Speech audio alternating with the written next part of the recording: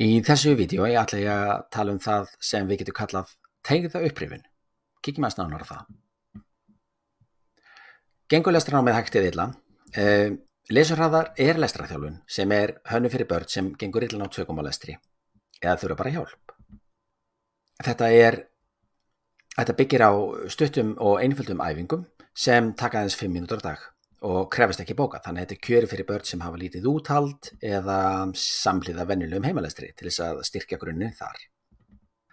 En varðandi lestrarörðugleika þá kannski kemur þá óvart að alltaf 75% vandamála í lestri má tengja við lítinn nefnihraða.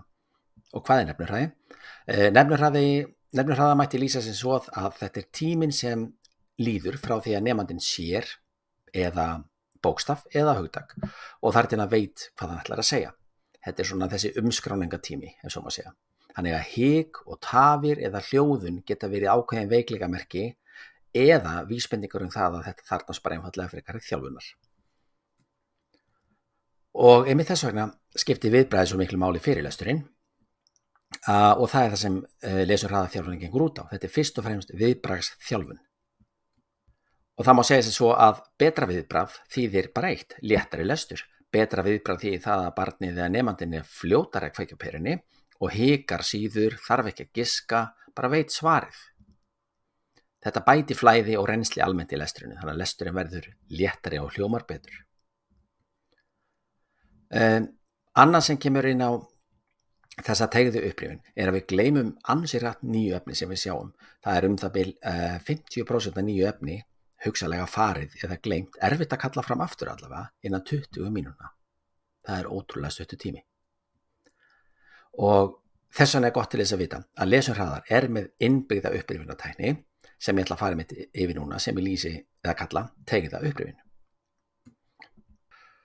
Þannig að eins og ég sagði að þá án þess að vera með sérstök inngrip að þá gleymum við mjög fljótlega og þetta sést til dæmis líka í stærðfræði. Það sem til dæmis nemandinn hefur náð tökum á okkur, getur verið margföldun eða hvað sem er.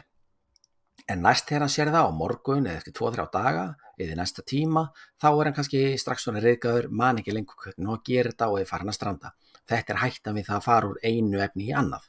Þannig að við þurfum að finna leið þegar kemur að þessu til þess að þegar hann er búin að ná tökum á okkur að viðhalda því sem hann þegar hefur lært og út af það gengur teygð upprifjun. Þannig að lausnin við þessu felst í því að bæta markvistið upprifjun inn í æfingaferlið þannig að við segjum ekki bara bless við eitthvað sem er búið að þjálfa. Við tökum hluta af því sem höfum verið að þjálfa og setjum það aftur inn í nýtt efni. Þannig að með því að hafa upprifjun svona sjálfvirka þá erum við síður ekki ráð fyrir því að nemandi sjálfur eða foreldrar muni eftir því að rifja upp, muni eftir því að bakka og prófa aftur og svo framvegis. Og þá er þetta bara þannig að það bil 25% af efninu færist áfram í næsta borð þannig að við skiljum ekki allt eftir, heldur tökum obbann af því sem helst þarf að þjálfa og færi það lengra. Og þetta gerist í næstu 2 borðum. Þannig að ef nemandinn er nokkra daga í einu borði, skulum við segja, fer svo í nýtt borð, að þá erum við ennþá að taka 25% af efninu þangað og síðan endurtökum við leikinn þegar hann fer í þar næsta borð, að þá erum við ennþá að taka 25% úr þessu borði og 25% úr borðinu sem vorum að ljúka. Þannig að í hvers skipti sem nemandinn er að fara í nýtt borð, þá er það bil 50% nýtt efni í bland við 25% úr síðasta borði og það bil 25% borðinu þar á undan. Þannig fær hann mun lengri tíma til þess að þjálfa efni sem hann þarf á að halda. Og æfingaflokkanir í lesurhraðar gerir ráð fyrir því að það er farið mjög kerfisbundið í gegnum það sem skiptir máli varðandi grunnþjálfunina og við notum þetta þar sem við á. Þessa teygðu upprifjun, það er að segja að halda áfram og velta snjóboltanum alltaf aðeins áfram. Þannig að það má draga lestrarþjálfunina svolítið saman í þetta að við erum að þjálfa fyrst og fremst betra viðbragð með því að auka birtingatíðni bæði á bókstöfum, hástöfum og lágstöfum og algengum hugtökum.